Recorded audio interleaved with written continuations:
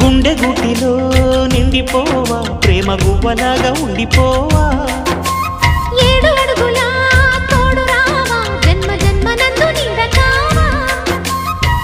లోకం మనలో గిలిగా కాలం మనతో గిలిగా వలపే శుభ దీవెనగా బ్రతుకే ప్రియ భావనగా ఆకాశాలే అందే వేళ ఆశలు తీరెనుగా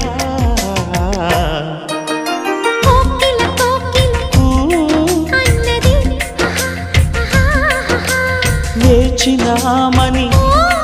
అన్నది